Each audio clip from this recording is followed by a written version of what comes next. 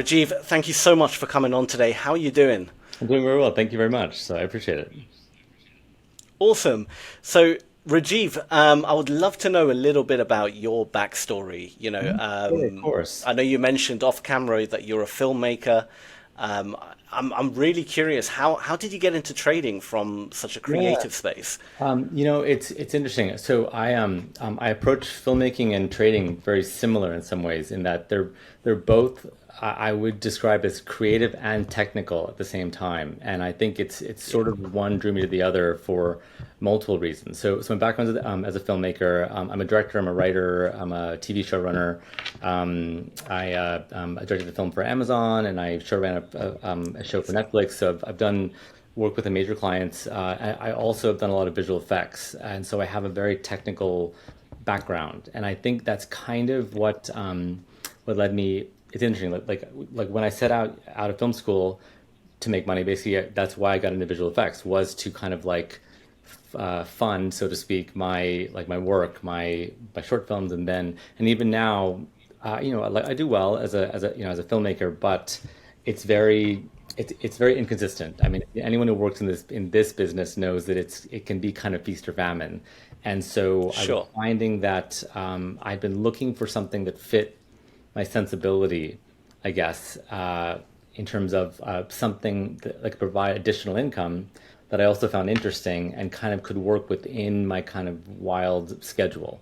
And that's essentially where trading came from. I looked at a number of different things, tried a number of different things, and I basically got into futures trading. I think for two reasons. One is because I, I I feel like I understood. I found a community within it, and I also Yeah. found that I knew very little about the way prop firms work, basically, and now I've learned quite a bit more.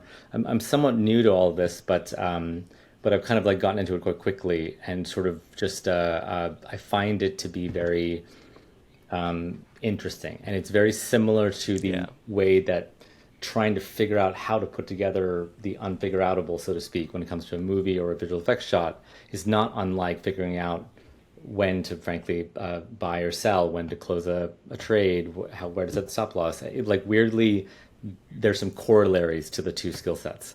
Sure. Hmm. Yeah. Hmm. No, I can imagine that's absolutely true. I mean, I can imagine in your line of work, attention to detail is everything, 100%. right? Hmm. I mean, there's programs out there literally picking out errors in every visual effect Hmm. and every continuity error in films. So Exactly. attention to detail is a huge thing, and essentially with trading as well, you have to keep attention to all the little details that give you hints of what the market might do. So I could see how um, like you said, Hmm.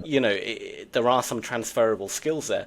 It's really fascinating. When I would love to know. One thing, Sorry, carry on. one thing I want to say about that was that I think one of the great debates in filmmaking is like structure versus sort of creativity. There's a big debate about kind of Yeah, three act structure and story, and I find that's kind of, I think, what I find about trading is that it can be very chaotic and unpredictable, but I think it's searching for patterns within the chaos that is a sort of a corollary, where it's like a great film is unique, but there are certain patterns that one identifies, and I found the same to be true. That it's I sort of, having now done it and yeah, stared at graphs enough times, I sort of I can feel, like, you can almost feel when a mood is changing, and it's like I can almost feel, and it's a not dissimilar. Everyone is different. No one is the same, but there are certain patterns that yeah, are consistent. So anyway, yeah. So. yeah. No, that's absolutely true. I remember I know someone who's an artist, Mhm. incredible artist by the way, paints incredible Mhm. pictures and whatnot, and also a trader. And he said that the charts he views the charts as almost as a form of art. Mhm. Everything is structured, everything has, like, it's almost a story you read, and Mhm. the way he looked at it was unlike anything I've ever seen. Mhm. And it just shows that there's many ways you can interpret the Mhm. charts, many ways you can trade. Mhm. A lot of the time people believe that you have to be very analytical, very uh, you know yeah, just like a very big brain, analytical, mathematical type Mm-hmm. person to be a trader, and that's simply just not true. Hmm. There are many ways you can interpret it. So Absolutely. I find that truly incredible. Absolutely. How long have you actually started? Like, how long have you been trading? When did it start for you? It's been just a few months basically. So I would Oh, say, yeah, I wow. mean, really not that long at all, honestly. I'm trying to remember the first, like I was dabbling in some of the things, but I really got into it seriously. I would say about 4 months ago.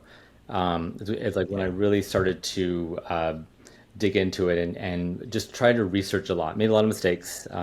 Definitely blew a lot of accounts, sure. blew out eval accounts, and just trying to sort of figure it out. And sort of figured out quickly to wait and to practice and sort of like just test first and really understand, all of that kind of stuff. And really like it, even just little things like, intraday trailing versus end of day trailing versus static. It's like once I sort of like I'm very methodical, and once I sort of like understood fundamentally what that meant and how it changed how one approached the same like account or drawdown or balance, it's sort of all clicked a much. It was much simpler. It's just you honestly trade differently based on which one of those you're doing. It's like based on what the Yeah. target is, based on what you're trying for in a day, or yeah. So Yeah, no, that's fascinating though. A few months into it, and you're so far along already. Um, I mean, that is really an achievement in mm, itself. mm, mm. Most people take years to get to the point where you are.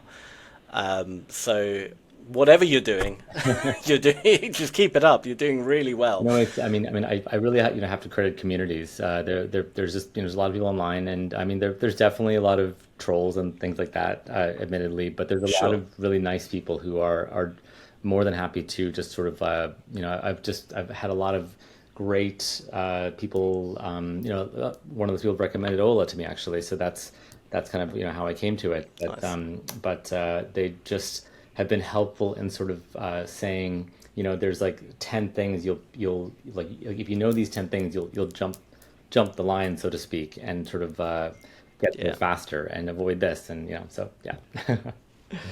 Yeah, no, amazing. Really good. And community, you're absolutely right. I feel the trading space has such great communities built around it, and people, I mean, we've got all these apps now, Discord, etc., and some of the communities can be so helpful to join and just kind of get different perspectives on the Hmm. markets as well, and Hmm. point a lot of beginners in the right direction, so they're not going chasing their tail, doing the wrong thing. Absolutely.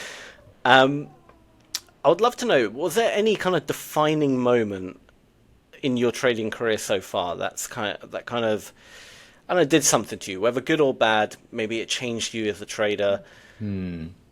I'm trying to remember. I think it was yes. I mean, like I feel like it was there's sort of I would say two defining moments basically, which was that there was like a moment like a sort of earlier, like close to my, but it wasn't the first payout, where I was like not that far, but it was like it was like I equate it weirdly to like the scene at the end of Indiana Jones and the Last Crusade, when like Indy's like reaching for the Holy Grail and his father's like it's not worth it, like it's and I feel like we've all made that mistake where it's like we're like, the profit target to hit the payouts right there, but I really should stop.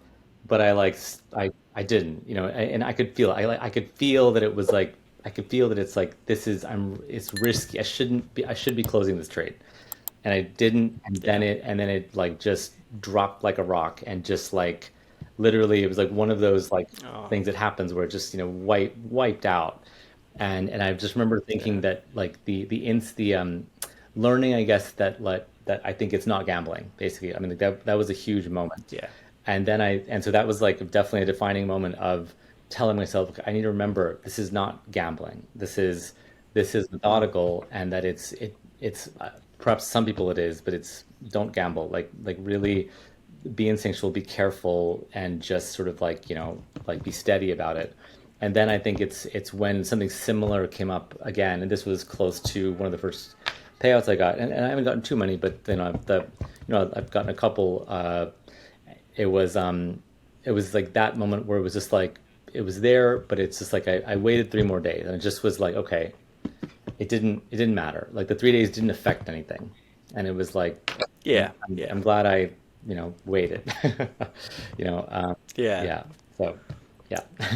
We've all made that mistake. Mm, I can't tell you how many times mm, I remember that. I mean, that brought up a memory of mine where I can't remember the exact amount, but I was so close to it. I think it was like a round number, like 1,000, mm, and I was so close to it. And we're talking a few dollars away, mm, and I mm, couldn't walk away. I was like, no, I want to hit that mm, mm. milestone. I want to have that nice round number, Absolutely. and I ended up giving most of it back. Yeah. Yeah. Yeah. Because of that greed, and Mm, I remember ending that day thinking, why didn't I just stop? yeah. I was that close. It's so true, and it's funny. Yeah, I think most traders, for whatever reason, and I'm similar, are a little superstitious, and I think it's like not uncommon yeah, to kind of like I do the same thing. It's like where it's like oh it's I kind of I'm gonna tell myself hit that like you said hit the round number hit like hit the percentile hit the this, and it's like yeah it's you're right, and still, I mean, it's still tempted, but I feel like I'm getting better at being disciplined about it and trying to kind of be, play the long game. So, oh, mm, absolutely. Consistent smaller wins always go further in trading than trying to go for the big home run, completely, hmm, massive, big win days. completely, They do happen, and when they do happen, they're great, hmm, of course. hmm, hmm, But you're always running that risk of just the opposite yeah. happening and you being really sad from Well, it. So, well, I think it's and weirdly, I think that's where there's a corollary to like Hollywood in some ways because it is that's kind of the way my work is that it's like I'll do really well when I'm on a film or on a show, but then it's like I don't know, like it's truly like you don't know when the next one's going to be, so you kind of it's like you may yeah, get the upswing, but the upswing, like I always tell myself, the upswing's goal is to sort of like cushion the downswing. Like once I had that mentality in my mind, that really helped everything because it just was like telling myself losses are normal, telling myself it's a curve. Rajiv, I would love to know a little bit about your strategy, and is it possible you could share your charts Sure, yeah. and show us what you would look for on a typical trading day? Sure. Absolutely. Let me just do a screen share. Let me see. Um, let's see now. Let's see now. Okay. Right. Can you see that? Lovely. Yes. Okay, great, cool. Let me just minimize this window here. So I use basically so I use a number of different things, but in this case, like so, this is and I am subscribed to there's a company called QuantView that I'm sure a lot of people know of, but they're one of the communities that have been really great, and these are just some of the Hmm. indicators, and it's like it took me a while to kind of learn that indicators are kind of not an end all be all, but just a helpful. So I kind Yeah. of like I'm often turning them on and off. So I usually have a Renko chart and a candle chart basically running side by side, and then a few other ones that are tracking things like SMC and things of that nature. But it's and like support resistance, like I like having these things as kind of just like double checks and triple checks. But I would say like generally speaking, I really keep in mind these two, and I'll usually have another screen where and I'll just sort of do it on here where I'll go between a box size of five. Like I tend to use 5 and 2, and sort of Yeah. like those are the two that I found for me I found the most useful. And I think for those who out there who aren't as familiar with candle versus Rankos, Rankos have their pros and cons, but I think kind of what I like is I like the sort of especially with the larger box size, the sort of not reacting to little bumps where it's like like Hmm. where I really am just like looking at like I like getting a sense of okay, this is a clear like a trajectory. So even if it is Yeah. dropping, I have a sense that it sort of feels like, and what I tend to look for, as simple as it is like, I tend to look for, I'm going to turn this off for a second. Like, I tend to look for just when it, just because it really does tend to feel like there is sort of a movement in a direction when things Hmm. like are going to, going to sort of like bounce. So it's like here, for example, like I feel like this is a fairly, choppy day, but it's like it felt like I got out around here, Hmm. because it felt to me like this was telling me, even though we got this big drop down, and I might have been regretting it, none of this felt like it was an actual upward push, but Yeah. this had a feeling of like enough smaller pushes upward in close proximity to each other. And I think that's where I found I find the Renko chart for me is a little bit more helpful often than, even though it candles is helpful, candles can be very like, it'll, sort of deceptive, seeing these giant, Yeah. like, spikes, I guess. And so it's like well, it's helpful. That's kind of what I tend to look for. It's like, I look for small movements that are telling me there's a shove about to come. And then of course, it's trying to catch that, like it's hoping that I can catch it in time for this. And I would say I got out, and I was sort of like, I was about to get in here and I didn't, luckily. And then I sort of started dropping. Hmm. But actually, because I just had a sense, I didn't get in. I waited. And then I waited again, and right around here is when I kind of got in again. And it was like, and then it was kind of riding it. And it was kind of like that. I think it's that sense of trying to be very aware. And I almost always set like kind of a hard stop and a hard profit target, which I'll move as things are going along. But I like having the lines. I'm a very visual person. I like having the literal lines on the screen. So in Project X, Yeah. like I find it very helpful that I can just drag down the stop loss and the profit target and move them extremely quickly and see the exact dollar amount changing in real time as I drag it. I find that extremely helpful, just to kind of like give me a sense. So yeah, Yeah. yeah, Absolutely. yeah. Well, I love it. It's I haven't seen many people use Renko charts before, but the way you explained how you use them, you explained it beautifully.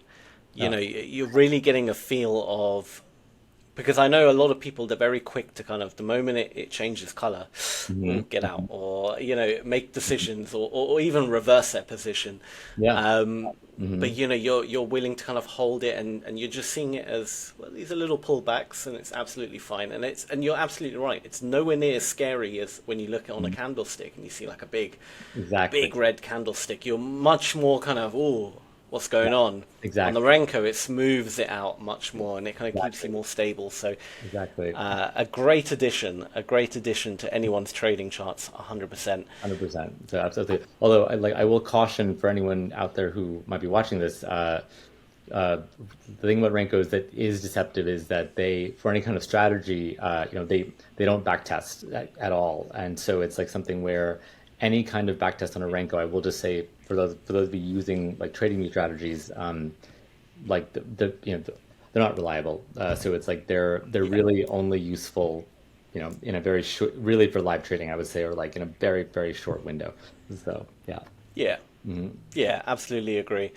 And I see that you're trading the Nasdaq. Is that your favorite instrument to trade? I do, yeah. I mean, I've used some other. I mean, I've done Nasdaq, and I have tried some other ones, gold and the various other ones. But I find I find that the Nasdaq does tend to have I guess it's like it's the volatility of it. It's like I do tend to sort of get in and get out, sort of like based on instinct, and instinctually the slower ones I think are they just like the impatient person in me wants to sort of get the move, sort of like do what I need to do and then get out. And I find that that's a little bit Yeah. harder to do on the slower moving indices. So whether it be Yeah. gold or oil or things like that. Um, Yeah. I will say that I sometimes do ES. I think primarily because it's similar to Nasdaq, except that the slippage is lower, and so it's like something where it's like Hmm. depending on,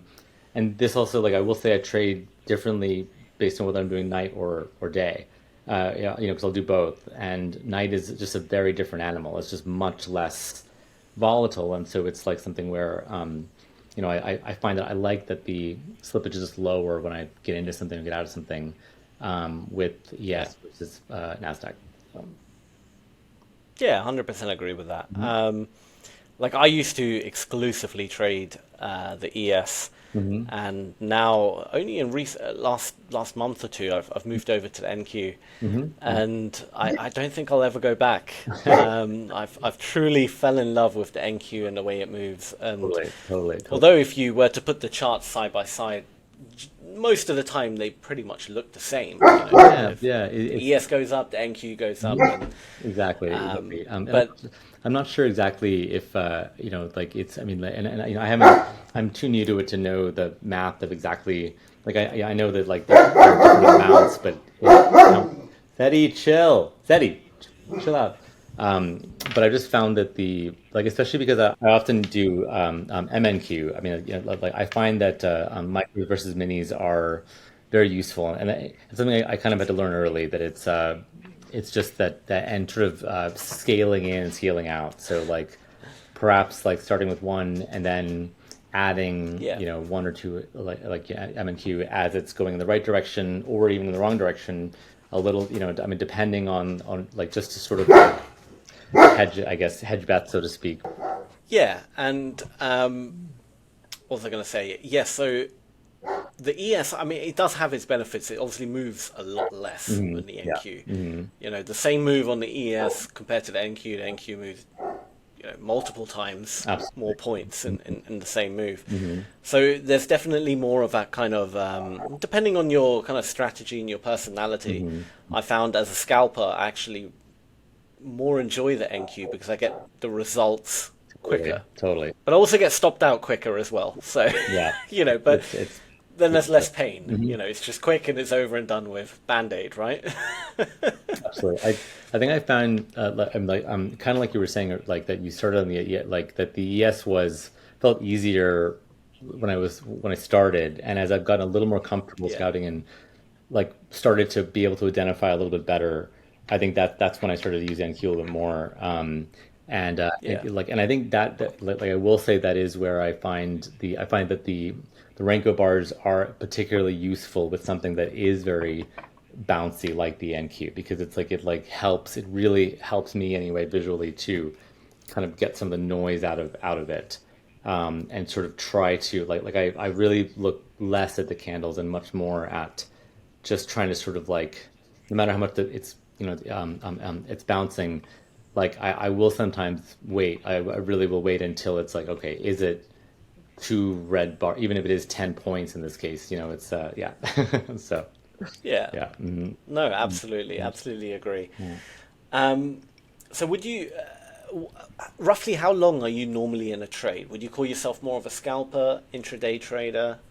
Yeah, I'd say so. I'd say, I would actually say about half and half, actually. Like, I'd say I'm a scalper un until I see what feels like it's going to, like, I'm looking for ranging, basically. It's like, like, if it's Yeah, ranging, I feel like I'm looking to get some scalps if I can, and then if it feels like the ranging, it's sort of like, pushing out of the range, then I'll let it ride a little longer. And so, I mean, I'd say, I would say I very rarely am in a trade for longer than, like, 15-20 minutes.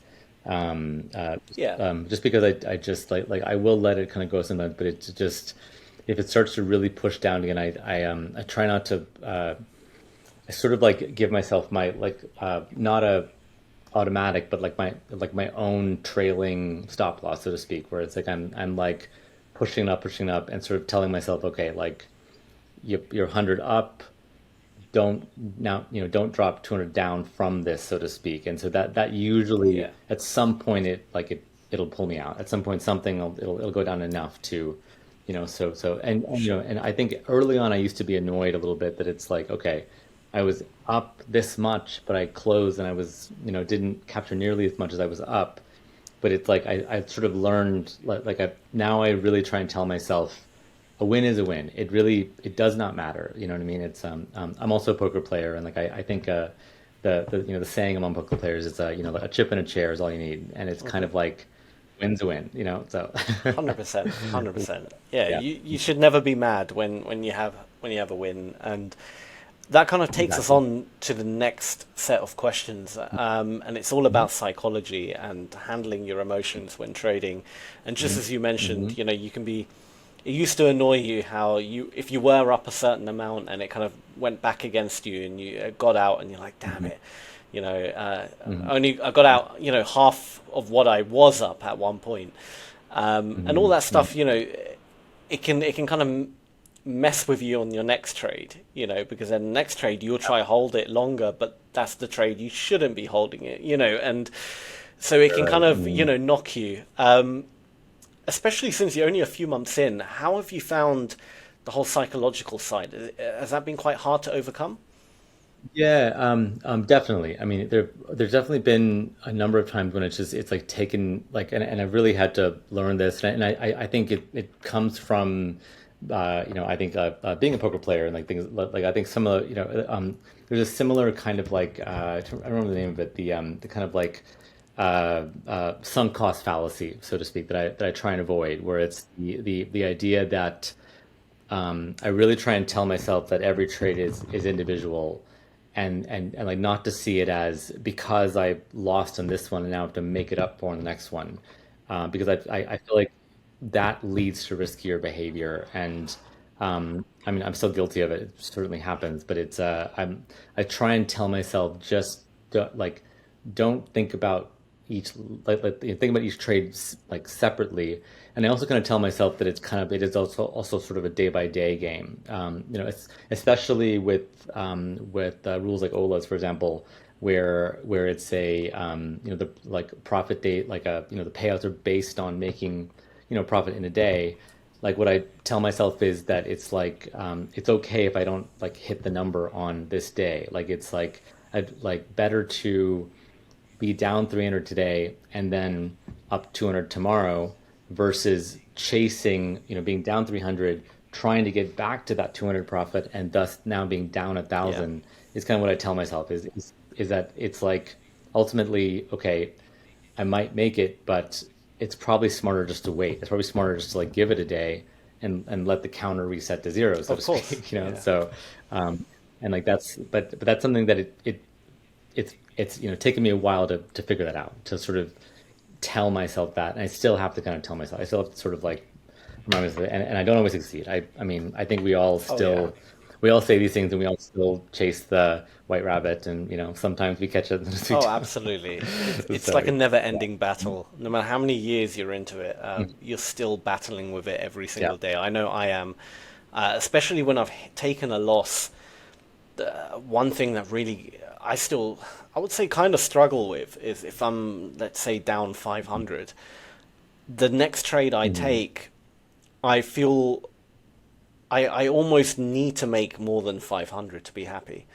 You know, even if the hmm market gives me 400, I'll be like, ah, oh, come on, push a little bit hmm more. Even if I know in that moment it's not going anymore, I'm yeah, reluctant to take that money off the table just because do you know what I mean? It hasn't covered that last loss. And totally, the totally, amount of yeah, times I hmm wish I hmm could go back in time and be like, why didn't I just take that 400? Because all I would have to do is do another good hmm trade and I'll be fine. But instead, it went against yeah, me, got out at break even, and now I'm back to square one again. hmm You know, and I have to hmm look for another good trade. absolutely. So, Absolutely.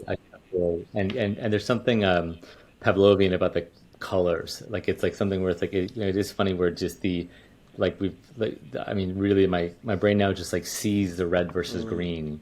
Like when that number is flickering and that moment when it's like when it's flickering red to green, it's weird. It's like it's almost like even though you're basically right at break even, a part of me always wants to close it. Like a part of me like knows you have to let it get somewhere, but it's still just like I know like it's sort of like it's you know it's gonna go one direction or another, and the red is just very frustrating to see, especially if it's fast, which I know does. it does happen, and I think that that is something also I had to learn. Like I had to learn the hard way that it's just there are just times when it'll just spike, it'll just suddenly rush, and you just have to sort of like be okay with that. 100%. It'll often be against you, 100%. so yeah. And how Yeah. do you deal with, like, do you have any particular set of rules when it comes to risk management?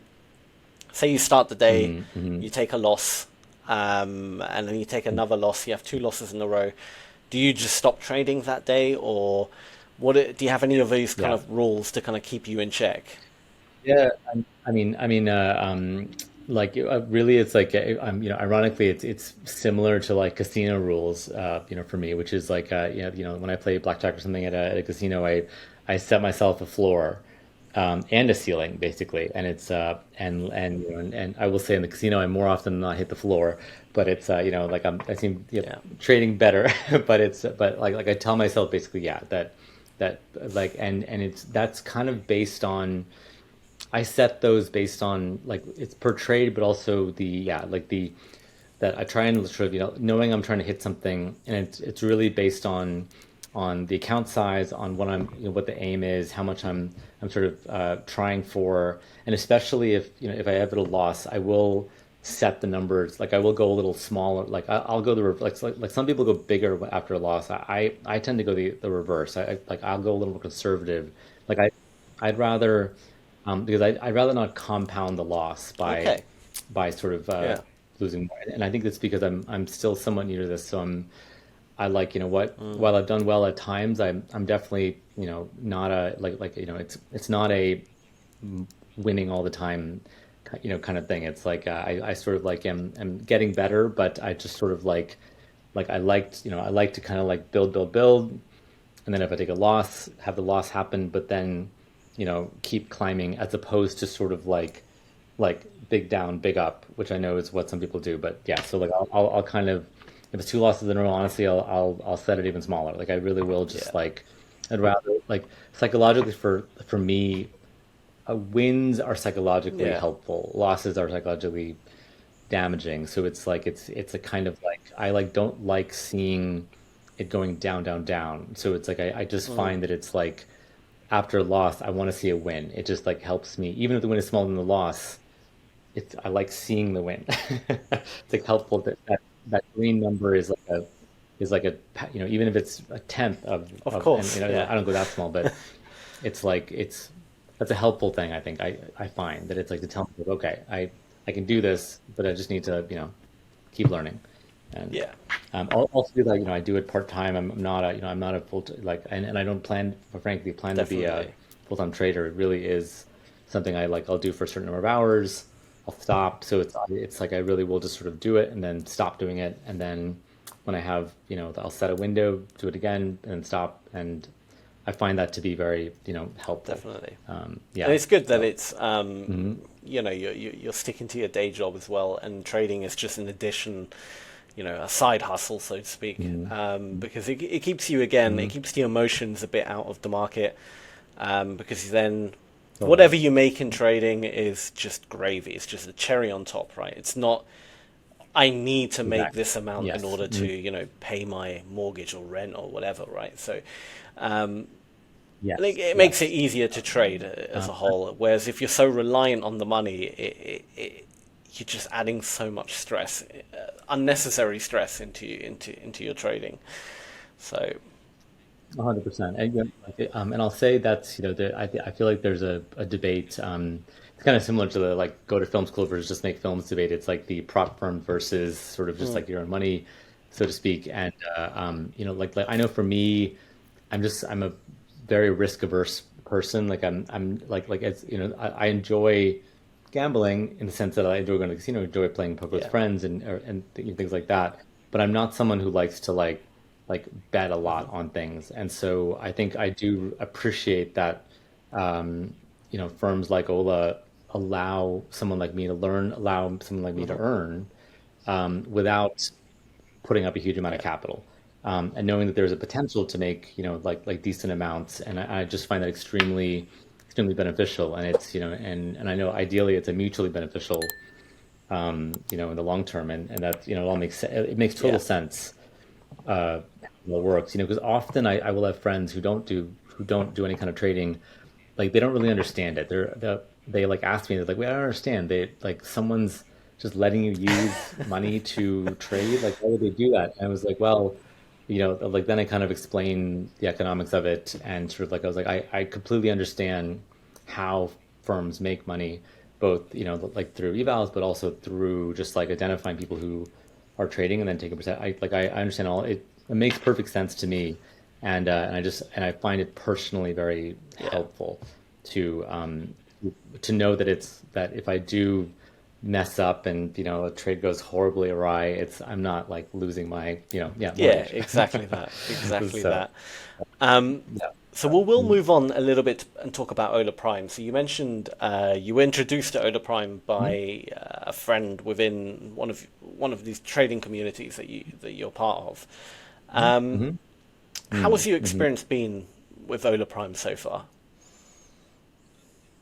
So far really good. I mean, I think it's interesting that I made I appreciate, I started out on Tradebate like most people, and I started out with, like, I won't name other firms, but I started out with some of the other lower cost ones that were like, and that I found there to be just like onerous sets Mm, of rules and like onerous sets of just so many different things to pay attention to, so many different, just the day counts and this and that, and like it's yeah, and some rules are necessary, but I found them to be kind of like just yeah, bogging, I guess. And what I found with Ola is that it feels like, of course, there are parameters, but the parameters are that they feel better designed for yeah, traders. Like they feel like they're things that, like, we all should be consistent, but it's like it doesn't need to be so precise, especially in the funded stage.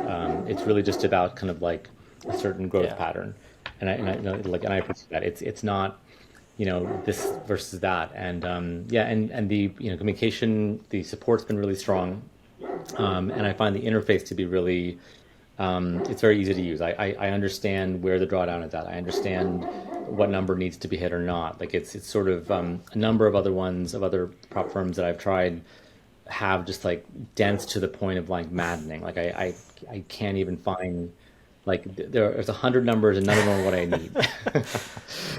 So yeah, so it's because like sometimes I just need to know, like, what is the what like what do I yeah. have to hit to pass the eval? What's the it's a, you know what I mean? Like it's Yeah, so I do find that other firms sometimes try to confuse traders almost on purpose.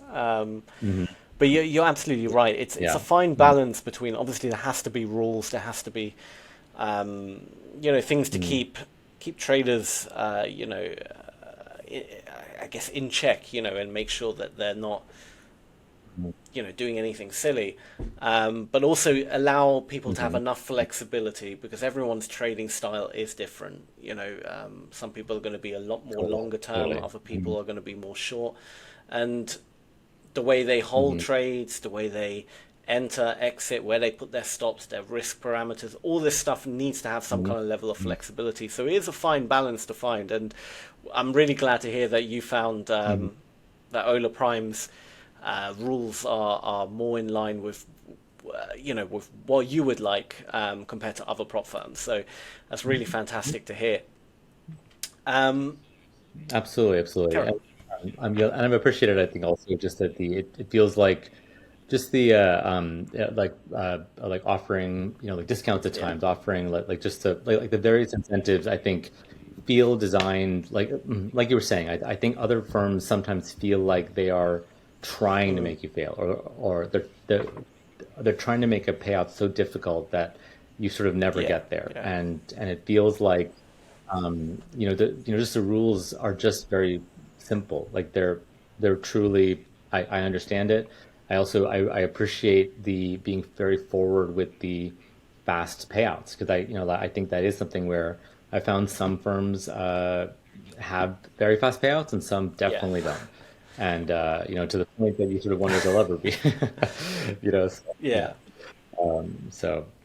And we're all just like we just want to. I think all of us just want to know that if we have done the work and we've sort of like been consistent and that it's sort of it's a give and a take basically, and that's the goal. The goal is to like I like feeling like the firm I'm working with is sort of a team with me versus an adversary, Yeah. and some of them feel Oh, like adversaries, absolutely. and all does not feel that way. Absolutely. At the end of the day, Yeah, it's yeah. advantageous to our business model as well to keep good traders on our platform. And Totally. if we're paying late or or just not being in any way fair, then these traders who Hmm. we want to keep on our platform will go somewhere else. So we have to make sure that Totally. our traders come first, and that if Hmm. there are ever any issues, support are quick to sort out any problems Hmm. and keep our traders happy, because Absolutely. it is a fundamental cog of our business model as well. So, but Hmm. that's great to Hmm. hear that you've had a really good experience so far, and I know you've got two Absolutely. accounts with us. So you have a 250 and a Hmm. 150. Hmm. What's the Hmm. future for you? Hmm. Are you looking to get more accounts? What? Yeah, I mean, definitely. So, so those are the two fundeds, and then I have a number of evals that are Oh, in lovely, process. amazing. But yeah, it's it's really it's like I like the larger accounts. One just because like drawdowns are larger, and I think for someone who is more sort of risk Mm, averse, I find that to be very useful. Where it's the I mean I like that I can kind of like that I have some buffer, but like we talked about other there once you're at the funded stage, I appreciate that the account size doesn't matter to the hmm. payout. That it's like that you start at zero and go forward versus other firms where you have to sort of cross some you know large threshold or Yeah, something like that. So it's that I find that and so for me it's I like those larger accounts. As far I don't know of any other firm that has a 250 futures account. So that's that was a nice surprise to just to see, and I think I may have seen it's still being debated whether that's going to stay, but it's it's I find it useful to be able to sort of have that buffer to be able to sometimes try strategies that are a little yeah, riskier, which don't always work. But it's like I think no one wants to blow an account, and I think that's something where it is. I'd rather have a number of accounts. I'd rather be trading them carefully. I usually do one at a time versus sort of copy trading a bunch. As I know some people do. I just find that it's like I'd sort of rather be methodical and be yeah. targeted, basically, and maybe even just like be a little riskier with one, a little less risky with the other, more aggressive, things like that. And so yeah. Absolutely. So, One last question, mhm. then I'll let you go. Mm. What would your one bit of advice be to anyone who's currently starting out in trading? Maybe they're struggling. Someone who Mhm. wishes they were in your position right now. What would you say to that person? Sure, yeah. I would say that the piece of advice I would give to any trader starting out is that it's a long game, and that the more you see it as a quick return, sort of like fast money, the sooner you will basically lose, and the more you will lose early, and that it like took me a while, as I think most of us do, as we kind of learning, but and I'm still learning this every day. But if you sort of see it as a long game and see it and like know that you like the goal is to really just keep building, it will just it will get easier. Your accounts will grow. The larger they are, the then more you can be a little aggressive because you have buffer.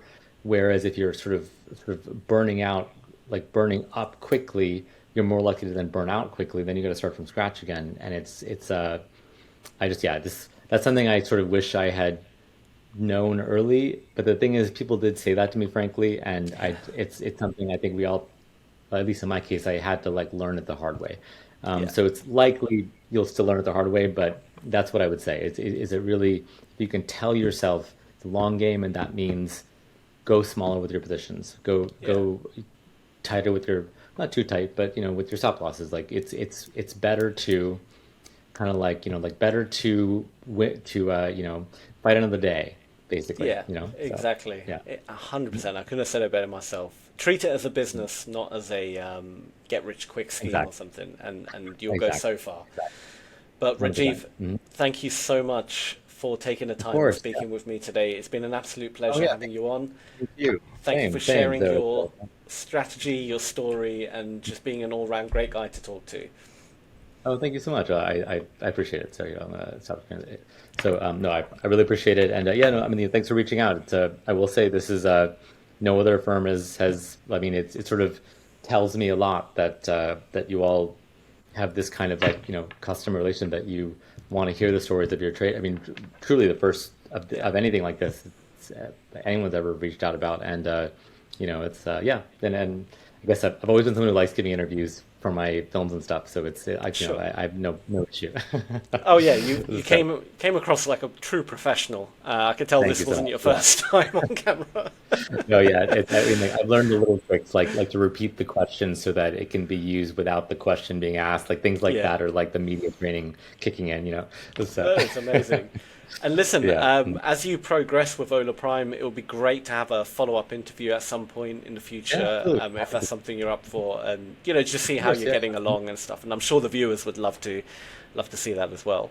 So that would be Yeah, for awesome. sure, for sure. Maybe I know it's like this is it's like next time I'm shooting a movie or like on a TV show or something, like maybe it'd be fun to like I could talk to you while like on a film set or something, but I have like my setup, so it's kind of like look, it's like I have like while they're setting up the cameras, I'm doing a couple trades, like just something fun to show that it's I don't Yeah. know, just I can't help but think about the marketing side of things. Oh no, absolutely. That would be amazing. That would be truly Mhm. incredible. If that, yeah, next Amazing. time you're on a TV shoot or something, let us know. We'll get an interview made. That would be incredible.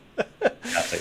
Sounds good. But Rajiv, Great. again, thank you so much for Of coming on. course. It's been a real pleasure. Thank you. Thanks so much. Very good. All right. And All to right. See you.